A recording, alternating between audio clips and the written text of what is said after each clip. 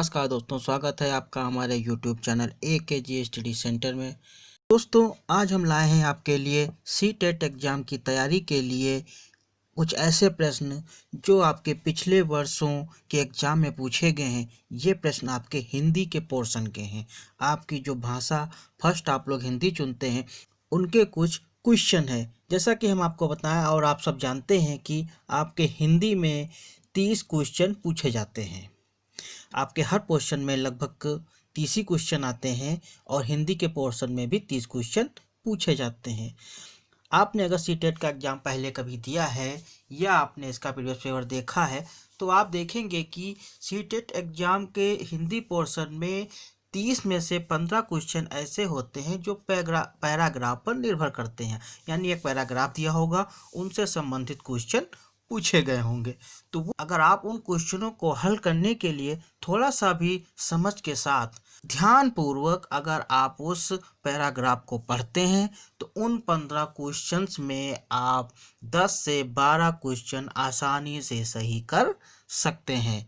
तो दोस्तों, बाकी के जो 15 क्वेश्चन हैं वो आपके बिना पैराग्राफ के होते हैं, लेकिन वो भी काफ़ी सिंपल ही होते हैं। बस थोड़ा सा उसमें आपको समझना होता है। इसीलिए आज हम आपके लिए वो क्वेश्चन लाए हैं जो बिना पैराग्राफ के होते हैं। ये क्वेश्चन आपके पिछले वर्ष एग्जाम्स में पूछे गए हैं। तो आइए दोस्तों, कुछ ऐसे ही प्रश्नों के बारे में हम पढ़ते हैं और उनको समझते हैं कि कैसे उनको हल करना है और उनमें किस स्तर पे वो लोग पूछते हैं। तो दोस्तों, ये रहा आपका पहला प्रश्न। प्राथमिक स्तर पर हिंदी भाषा सिखाने के लिए सबसे अधिक जरूरी है। दोस्तों, हमारा प्रश्न कह रहा है कि प्राथमिक स्तर पर हिंदी भाषा सिखाने के लिए प्राथमिक स्तर पर जब हम बच्चों को हिंदी भाषा सिखाते हैं तो हमारे लिए सबसे अधिक ज़रूरी क्या है। यहाँ 4 ऑप्शन दिए गए हैं। प्रश्न में पूछा गया है सबसे अधिक ज़रूरी। इसका मतलब यहाँ पे ये हो गया कि हमारे चारों ऑप्शन लगभग सही होंगे। उसमें से सबसे अधिक ज़रूरी, सबसे ज़्यादा ज़रूरी है, हमें उस ऑप्शन का चुनाव करना है। ये बात आप लोगों को बहुत ध्यान देनी है कि प्रश्न के अनुसार कि कह रहा है सबसे अधिक जरूरी, तो इसका मतलब यहाँ पर हमारे चारों ऑप्शन लगभग सही होंगे, लेकिन हमें उनमें से सिर्फ उसी ऑप्शन का चुनाव करना है जो बहुत ही जरूरी है। तो देखते हैं हमारे ऑप्शन क्या है। हमारा पहला ऑप्शन है भाषा शिक्षक का भाषा ज्ञान। हमारा दूसरा ऑप्शन है कक्षा में रंगीन पाठ्य पुस्तकें। हमारा तीसरा ऑप्शन है कक्षा में प्रिंट समृद्ध परिवेश। हमारा चौथा ऑप्शन है कक्षा में लिखित आकलन। तो दोस्तों, हमारा पहला ऑप्शन है भाषा शिक्षक का भाषा ज्ञान। भाषा शिक्षक का भाषा ज्ञान यानी जो भाषा का शिक्षक है, जो लैंग्वेज का टीचर है, उसका जो भाषा ज्ञान है वो अच्छा होना चाहिए। तो ये भी हमारा ऑप्शन सही है। लेकिन ये अब देखते हैं कि हमारा दूसरा ऑप्शन क्या कह रहा है। हमारा दूसरा ऑप्शन है कक्षा में रंगीन पाठ्य पुस्तकें। दोस्तों, कक्षा में रंगीन पाठ्य पुस्तकें होने का मतलब ये है कि कक्षा में जो पुस्तकें बच्चों को उपलब्ध कराई जाती हैं वो रंग बिरंगी हों, और उससे क्या होता है, बच्चों को पढ़ने में आकर्षण बढ़ता है। लेकिन ये भाषा सिखाने के लिए एक उपयुक्त, बहुत ही सटीक नहीं बैठ रहा है। देखते हैं कि हमारा तीसरा ऑप्शन क्या है। कक्षा में प्रिंट समृद्ध प्रवेश। कक्षा में प्रिंट समृद्ध प्रवेश से हमारा तात्पर्य ये है कि कक्षा में ऐसा प्रवेश होना चाहिए कि हर एक चीज़ प्रिंट हो। यानी कक्षा में आपने देखा होगा कि स्कूलों में दीवालों पे कई प्रकार के चार्ट लगाए जाते हैं, पोस्टर लगाए जाते हैं। काफ़ी कुछ जो है स्कूलों में दीवालों पे स्लोगन्स और काफ़ी कुछ लिखवा दी जाती हैं।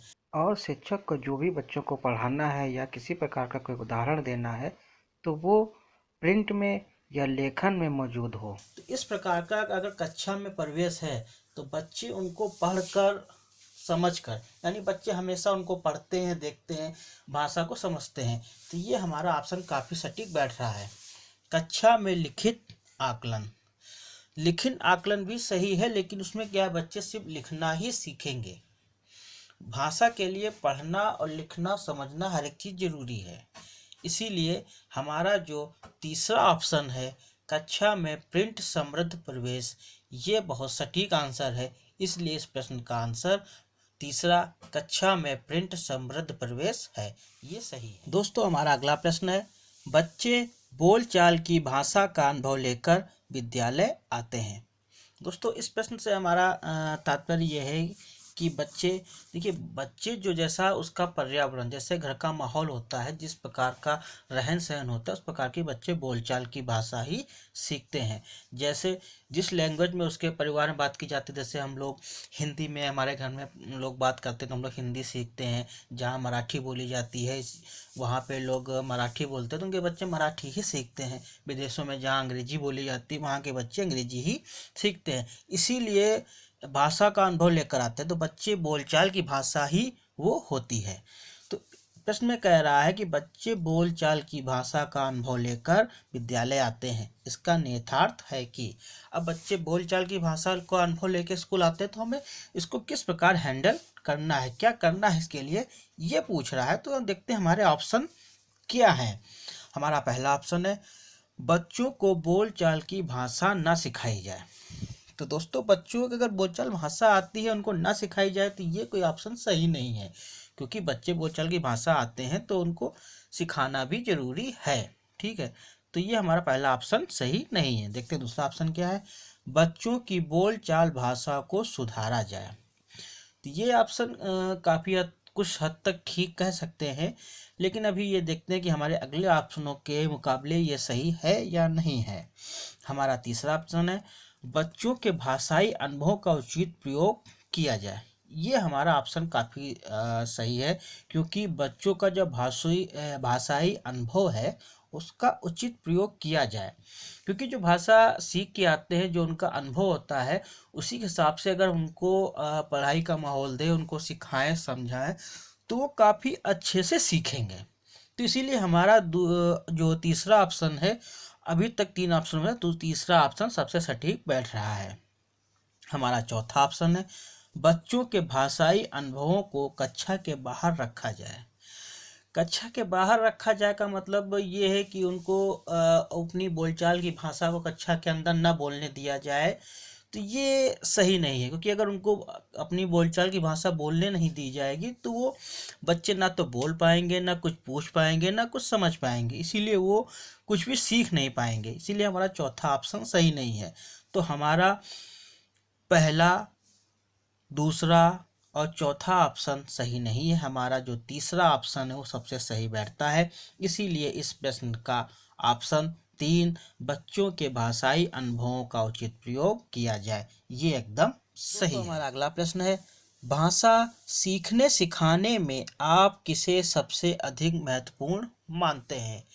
तो हमारा प्रश्न कह रहा है कि भाषा सीखने और सिखाने में बच्चों को सीखने और सिखाने के लिए कौन सी सबसे महत्वपूर्ण बात है।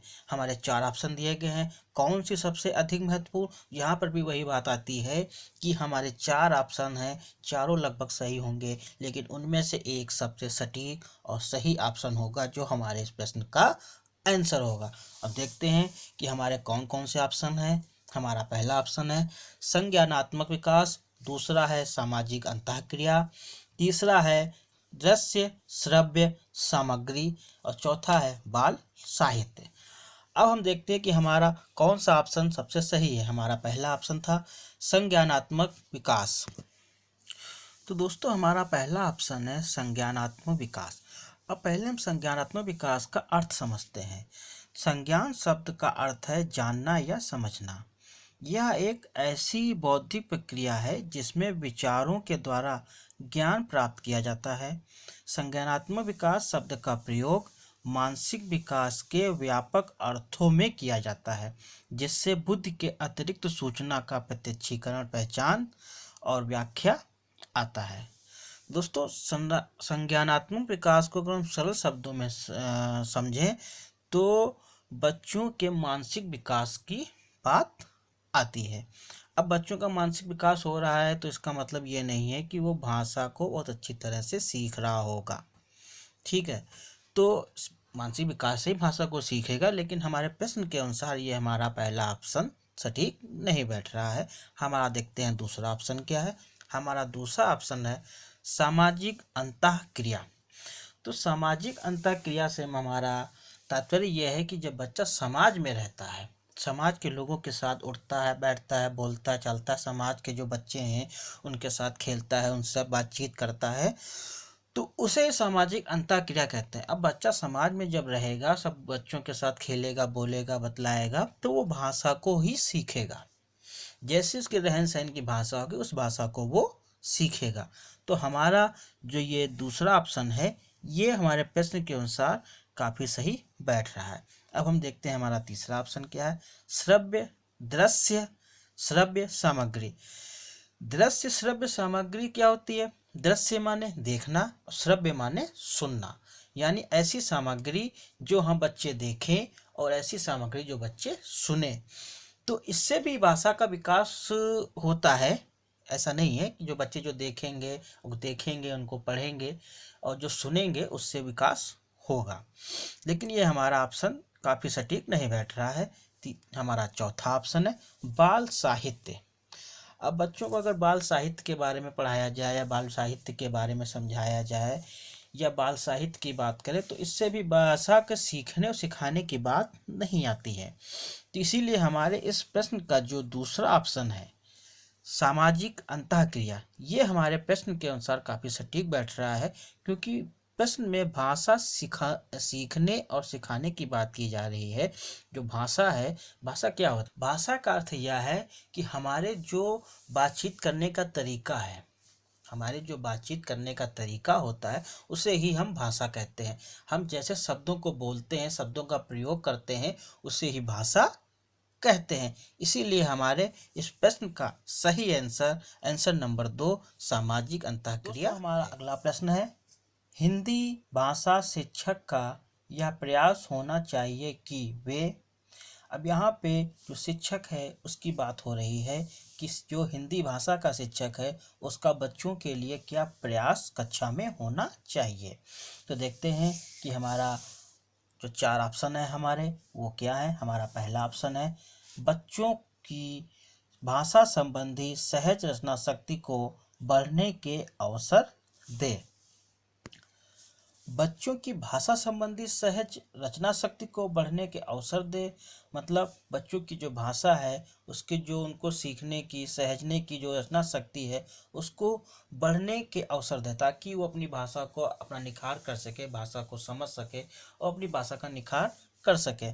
तो हमारा ये ऑप्शन हमारे प्रश्न के अनुसार एक शिक्षक के लिए सही बैठता है। अब देखते हैं कि इस ऑप्शन के आगे हमारे बाकी 3 ऑप्शन सही बैठते हैं कि नहीं। हमारा दूसरा ऑप्शन है बच्चों की मातृभाषा के स्थान पर हिंदी भाषा को ही कक्षा में स्थान दें। तो दोस्तों हम सब जानते हैं कि हर बच्चे की एक मातृभाषा होती है। मातृभाषा से हमारा उस भाषा से होता है जो जहाँ वो रहता है उस स्थान पर बोली जाती है। जैसे कई प्रकार की भाषाएं हैं, अलग अलग राज्यों में कहीं हिंदी बोली जाती है, कहीं मराठी, कहीं तेलुगु, कहीं गुजराती। तो ये सब बच्चों की मातृभाषा कहलाएंगी। अब बच्चों को अगर कक्षा में उनकी मातृभाषा के जगह पर सिर्फ हिंदी भाषा का प्रयोग अगर बोलने के लिए कहा जाएगा तो उन्हें काफ़ी कठिनाइयाँ आएंगी। आपको हिंदी भाषा को समझाना है, हिंदी भाषा सिखाना है तो उनकी मातृभाषा के अनुसार ही उस चीज़ को समझें, इस प्रकार आपको उन्हें समझाना होगा। इसीलिए हमारा दूसरा ऑप्शन सही नहीं है। देखते हैं हमारा तीसरा ऑप्शन सही है या नहीं है। हमारा तीसरा ऑप्शन है बच्चों द्वारा मानक भाषा का ही प्रयोग करने के लिए अवसर दें। तो बच्चों द्वारा जो एक मानक होता है कि इस मानक के अनुसार बच्चों को पढ़ाया जाए, सिखाया जाए, तो ये खैर सही है, लेकिन ये पूरी तरह से सही नहीं है। क्योंकि अगर आप एक मानक के तौर पर ही चलेंगे, बच्चे नहीं सीख पा रहे हैं, और कोई चीज़ अगर हम मानक के अनुसार बच्चों को सिखा रहे हैं और बच्चों को सीखने समझने में अगर कुछ समस्याएं आ रही हैं तो आपको उनसे थोड़ा सा ऊपर या थोड़ा सा नीचे हटकर भी समझाना पड़ेगा। जिस प्रकार बच्चे समझना चाहें उस आपको उस प्रकार समझाना होगा कि बच्चों को, क्योंकि शिक्षक का एक ये मेन उद्देश्य होना चाहिए कि बच्चों की समझ में आए। वो कैसे आ रहा है ये शिक्षक को तय करना पड़ेगा। इसीलिए हमारा ये तीसरा ऑप्शन भी सही नहीं है। हमारा चौथा ऑप्शन है बच्चों को शिक्षाप्रद बाल साहित्य पढ़ने के भरपूर अवसर दें। तो दोस्तों हम कह सकते हैं कि बच्चों को शिक्षाप्रद बाल साहित्य पढ़ना चाहिए, लेकिन भरपूर अवसर दें। यानी सिर्फ उन्हें बाल साहित्य पढ़ने के लिए अवसर प्रदान करते रहें, तो ये भी एक शिक्षक के लिए सही नहीं है।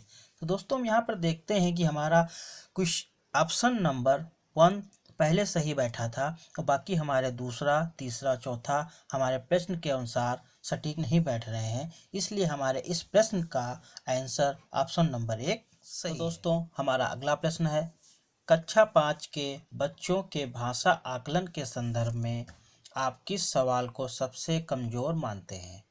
दोस्तों यहाँ पे 4 प्रकार के ऑप्शन जो आपको दिए गए हैं, 4 प्रकार के प्रश्न। हमारे प्रश्न का तात्पर्य ये है कि जब शिक्षक कक्षा में कोई टॉपिक पढ़ाता है, उसके बाद वो उससे रिलेटेड, उस चीज़ से रिलेटेड कुछ प्रश्न बच्चों से पूछता है, तो बच्चे उसके जवाब देते हैं। जवाब में ही बच्चों की प्रतिक्रियाएं, उनके भाषा किस प्रकार बच्चे बोल रहे हैं, बच्चों ने क्या पढ़ा है, क्या सीखा, काफ़ी कुछ चीज़ें सामने निकल कर आती हैं।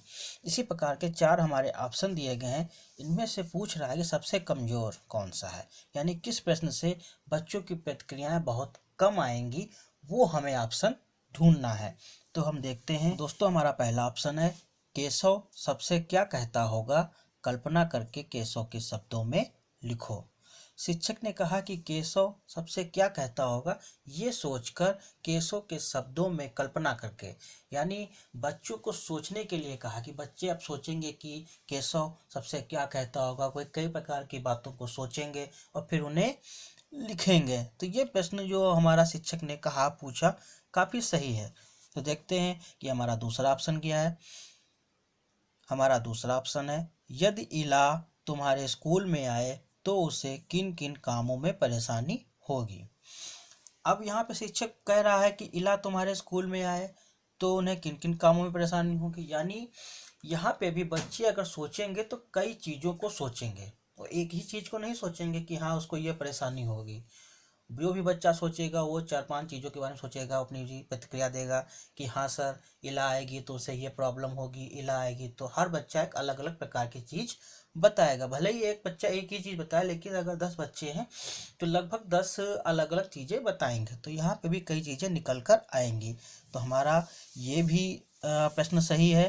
देखते हैं हमारा तीसरा ऑप्शन क्या है। हमारा तीसरा ऑप्शन है, अपने दोस्तों से पूछ कर पता करो कि कौन किस बात से घबराता है।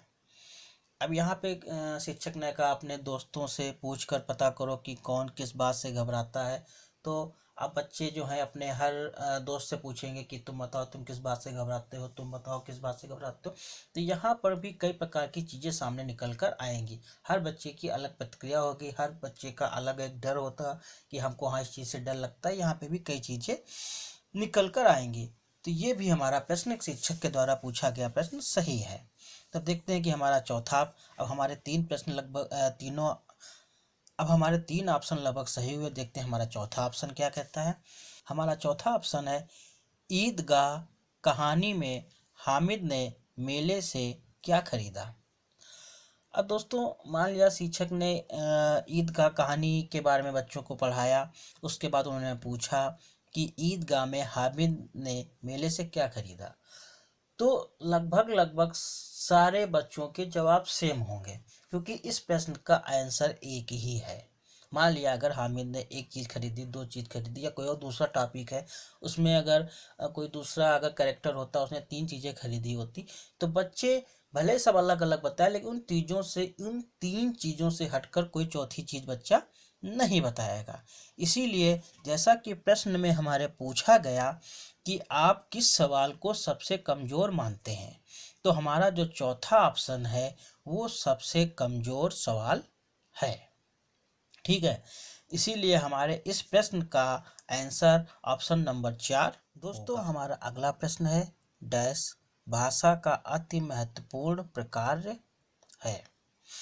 दोस्तों यहाँ पर 4 ऑप्शन दिए गए, इसमें से पूछा गया है कि हमारा जो है अति महत्वपूर्ण भाषा का कौन सा एक प्रकार है। यानी दोस्तों अगर हम भाषा की बात करें तो भाषा का अर्थ होता है हमारे बोल चाल का तरीका। हम जिस प्रकार बोलते हैं, जैसे बोलते हैं, उसी को भाषा कहते हैं। अब ये भाषा का सबसे महत्वपूर्ण प्रकार का मतलब तरीका, कौन सा तरीका है जो भाषा का सीखने का और समझने का तरीका है, या हम कह सकते हैं भाषा का सीखने का, भाषा आने का तरीका सबसे महत्वपूर्ण कौन सा है। अब हमारे 4 ऑप्शन दिए गए हैं, चारों ऑप्शन फिर मैं वही समझाऊंगा आपको कि हमारे 4 ऑप्शन सही होंगे, लेकिन हमको सबसे सटीक आंसर निकालना है। हमारा पहला ऑप्शन है सुनना। दोस्तों, हम एक चीज़ को अगर अपने घरों में गौर करें तो हमको एक चीज़ समझ में आएगी कि छोटा बच्चा है वही शब्दों का प्रयोग करता है जो हम घर में बोलते हैं। छोटा बच्चा जब बोलना शुरू करता है तो वो उन्हीं शब्दों का प्रयोग करता है जिन शब्दों का हम अपने घरों में प्रयोग उसके सामने करते हैं। तो भाषा सीखने का एक कार्य सुनना भी बहुत सही है, क्योंकि जो हम सुनते हैं उसी को हम बोलते हैं। तो हमारा ये ऑप्शन लगभग लगभग ठीक है, लेकिन देखते हैं इससे अच्छा हमारा ऑप्शन क्या है। हमारा दूसरा ऑप्शन है अक्षर ज्ञान। दोस्तों, अक्षर ज्ञान भी होना चाहिए, लेकिन भाषा के लिए अगर सिर्फ बोलने की बात करें तो बोलने के लिए अक्षर ज्ञान का होना जरूरी नहीं है, क्योंकि आपने देखा होगा बहुत से ऐसे लोग हैं जो बिल्कुल भी पढ़े लिखे नहीं हैं, ना तो वो पढ़ सकते हैं ना वो लिख सकते हैं, लेकिन अगर उनके बोलने की बात की जाए तो वो बहुत कुछ बोल सकते हैं। इसीलिए अक्षर ज्ञान एक सही शब्द तो है हमारी भाषा के लिए, लेकिन काफ़ी सटीक नहीं है। अब देखते हैं हमारा तीसरा ऑप्शन क्या है, संप्रेषण। अब संप्रेषण का अर्थ क्या है पहले समझते हैं। संप्रेषण का अर्थ होता है आदान प्रदान। आदान प्रदान से मतलब है कि किसी को कुछ भेजना और वापसी आना। जैसे हम लोग किसी को मैसेज भेजते हैं, हमने किसी को मैसेज को लिख के भेजा, उसने वापसी में हमको मैसेज लिख के भेज दिया। इस प्रकार के आदान प्रदान को संप्रेषण कहते हैं। जैसे हमने किसी से कोई बातचीत करी, उसका उसने जवाब दिया, फिर हमने उसको, तो बोलचाल आपस में बातचीत करना भी एक संप्रेषण है। तो दोस्तों, भाषा सीखने का एक सबसे अच्छा तरीका तो यही होता ही है जब हम किसी से बातचीत करते हैं। जैसा मैंने बताया कि बच्चे वही चीज़ बोलते हैं जो वो सुनते हैं। तो ये सब चीज़ें आगे कि बच्चे ने बात सुनी, बोला, फिर हमने उसको कुछ बोला, उसने हमको बोला, तो बच्चे सीखते हैं। तो हमारा ये ऑप्शन काफ़ी सटीक हमारे प्रश्न के अनुसार बैठ रहा है। देखते हैं हमारा अगला ऑप्शन क्या है। हमारा अगला ऑप्शन है लेखन। दोस्तों, लेखन से अगर हम बात करें तो लेखन से हमारी लेखनी ठीक होती है, हमारे अक्षर ज्ञान को हमको समझ में आती है। लेकिन अगर हम भाषा की बात करें तो भाषा में हमारी सुधार नहीं होता है। ठीक है दोस्तों, तो यहाँ पर जो हमारे ऑप्शन हैं पहला, दूसरा और चौथा, ये हमारे प्रश्न के अनुसार सही नहीं है। हमारा जो तीसरा ऑप्शन है संप्रेषण, ये हमारे प्रश्न के अनुसार सही है। इसीलिए हमारे इस प्रश्न का आंसर ऑप्शन नंबर 3 संप्रेषण एकदम सही। हमारा अगला प्रश्न है, सार्थक पढ़ते समय कभी कभी वाक्यों, शब्दों की पुनरावृत्ति करता है, यह भाषाई व्यवहार दर्शाता है कि। अब दोस्तों, पहले हम प्रश्न को समझते हैं। प्रश्न में कह रहा है कि सार्थक जो है जब भी कुछ पढ़ता है तो वो कुछ वाक्यों को पुनरावृत्ति से मतलब हमारा होता है कि किसी वाक्य को उसने पढ़ा, फिर उसको दोबारा पढ़ा, या किसी शब्द को एक बार पढ़ा, उसको फिर दोबारा पढ़ा। दोस्तों, जनरली अगर आपने भी इस चीज़ को अगर अनुभव किया हो तो आपने देखा होगा कि जब किसी चीज़ को पढ़ते हैं, उसको अगर आप समझ के साथ पढ़ रहे हैं, समझते हुए पढ़ रहे हैं, उसको समझ रहे हैं, तो आपने कोई भी लाइन पढ़ी, आपको समझ में नहीं आई, तो आपने फिर उस लाइन को दोबारा पढ़ी। ठीक है, आप जब उस लाइन को दोबारा पढ़ते हैं तो आपको उस लाइन का अर्थ समझ में आ जाता है। जब आपको अर्थ समझ में आता है तो आप कभी कभी उस लाइन को तीसरी बार भी पढ़ते हैं, अगर आप उस चीज़ को समझना चाहते हैं तो। दोस्तों, इस प्रश्न से हमारा यही तात्पर्य निकल के आ रहा है कि सार्थक जब किसी चीज़ को पढ़ता है, पुनरावृत्ति करता है, तो इसका मतलब यही है कि उस चीज़ को वो समझ के साथ पढ़ रहा है, उसको वो चीज़ समझ में नहीं आई, इसीलिए वो दोबारा पढ़ रहा है। ठीक है, तो देखते हैं कि हमारा कौन सा ऑप्शन इसमें सटीक बैठता है। हमारा पहला ऑप्शन है, वह पढ़ने में अधिक समय लेता है। तो दोस्तों, वो चीज़ को समझ रहा है तो पढ़ने में, भाई दोबारा पढ़ रहा है तो पढ़ने में समय अधिक लगेगा, या हम ये कहें कि वो धीरे धीरे पढ़ता है, तो ये चीज़ हमारे इस प्रश्न का आंसर नहीं है, क्योंकि हमारे प्रश्न का आंसर ये कि उस चीज़ को वो समझता है। तो दोस्तों, हमारा अगला ऑप्शन है, वह अटक अटक कर ही पढ़ सकता है। दोस्तों ऊपर कहा गया है प्रश्न में कि कभी कभी वाक्यों, एक शब्द आया है कभी कभी वाक्यों। अगर आप किसी चीज को पढ़ने में अटक रहे हैं तो आप सिर्फ एक शब्द पे अटकेंगे, पूरे वाक्य पे नहीं अटकेंगे।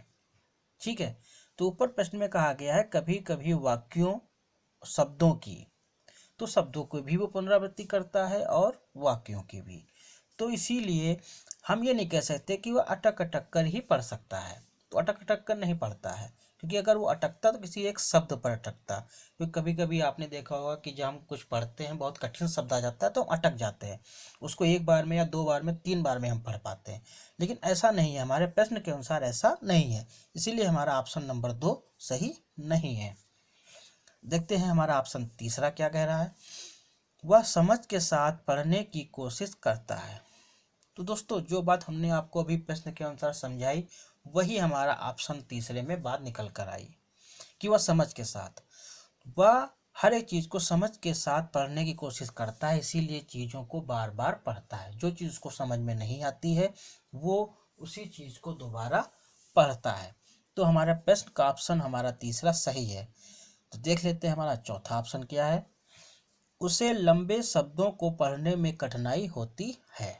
तो दोस्तों यहाँ पर फिर वही बात आती है कि उसे लंबे शब्दों में, क्योंकि हमारे प्रश्न में कह रहा है कभी कभी वाक्यों, तो अगर उसे लंबे शब्दों में पढ़ने में कठिनाई हो तो उसी शब्द को वो 2 बार में या 3 बार में पढ़ सकता है, लेकिन पूरे वाक्यों को वो नहीं दोबारा पढ़ेगा। इसीलिए हमारा ये ऑप्शन भी गलत है। हमारा तीसरा ऑप्शन हमारे प्रश्न के अनुसार बिल्कुल सटीक बैठ रहा है, इसीलिए हमारे इस प्रश्न का ऑप्शन नंबर 3 एकदम सही है। दोस्तों हमारा अगला प्रश्न है, डिस्ग्राफिया से प्रभावित बच्चों को मुख्य रूप से में कठिनाई होती है। तो दोस्तों यहाँ पर एक शब्द आया है डिस्ग्राफिया। अब ये डिस्ग्राफिया क्या है। तो दोस्तों डिस्ग्राफिया एक बीमारी है, एक ऐसी बीमारी है जो बच्चों के अंदर पाई जाती है। अब ये बीमारी क्या है।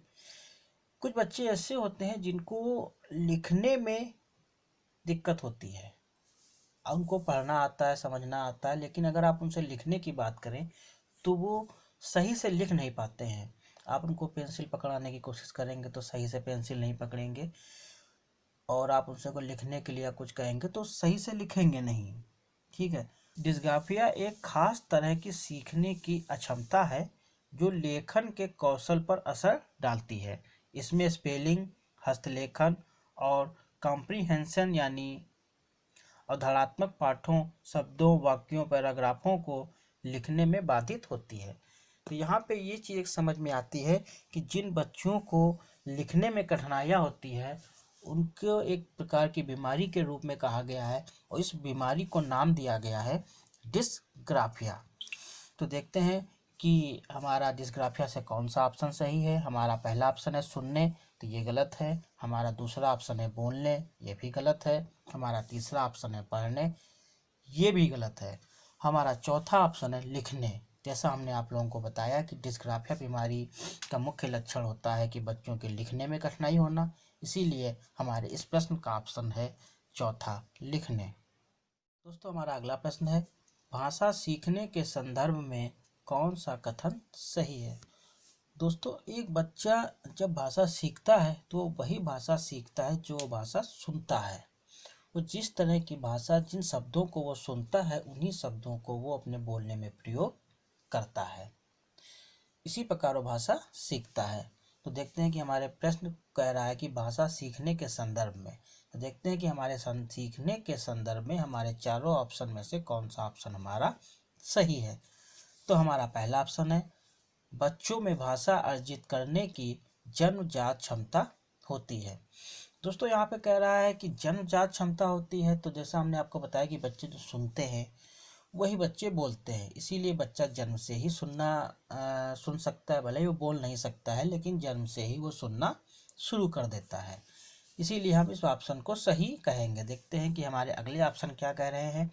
हमारा अगला ऑप्शन है बच्चों में भाषा अर्जित करने की जन्मजात क्षमता नहीं होती है। तो दोस्तों जैसे हमने पहले ऑप्शन में आपको बताया कि बच्चा जन्म से ही सुनना शुरू कर देता है और वो भाषा भले ही नहीं बोल पाए लेकिन उसको चीज़ें सुनने में आती हैं, इसीलिए वो बोल सकता है। तो हमारा दूसरा ऑप्शन सही नहीं है। देखते हैं हमारा तीसरा ऑप्शन क्या है। बच्चे विद्यालय आकर ही भाषा सीखते हैं। दोस्तों ऐसा नहीं है, विद्यालय तो बच्चे तीसरी साल या अपने 5वीं साल में आते हैं और बच्चे तो लगभग 1 साल के बाद या 1 साल तक ही बोलना धीरे धीरे शुरू कर देते, छोटे छोटे शब्दों का प्रयोग करना शुरू कर देते हैं। इसीलिए ये हमारा ऑप्शन सही नहीं है। हमारा चौथा ऑप्शन है बच्चे विभिन्न संचार माध्यमों से ही भाषा सीखते हैं। तो दोस्तों ये तो हम कह सकते हैं कि बच्चे जो सुनते हैं उसी से भाषा सीखते हैं, लेकिन विभिन्न संचार माध्यम तो ये नहीं है। हम लोग जो बच्चे अपने घर में रहते हैं, अपने माता पिता भाई बहन जो भी होते हैं घर में उनके सदस्य, उनके द्वारा जो बोले गए शब्द हैं उनसे ही भाषा को सीखते हैं। इसीलिए हमारा ये ऑप्शन भी सही नहीं है। हमारा जो पहला ऑप्शन था बच्चों में भाषा अर्जित करने की जन्मजात क्षमता होती है, बच्चों के भाषा सीखने के संदर्भ में यही कथन बिल्कुल सही है। इसीलिए हमारे इस प्रश्न का ऑप्शन नंबर 1 बिल्कुल सही है। दोस्तों आशा करते हैं कि आपको हमारी वीडियो पसंद आई होगी और हम मिलते हैं आपको अगली वीडियो में कुछ और क्वेश्चनों के साथ। जय हिंद।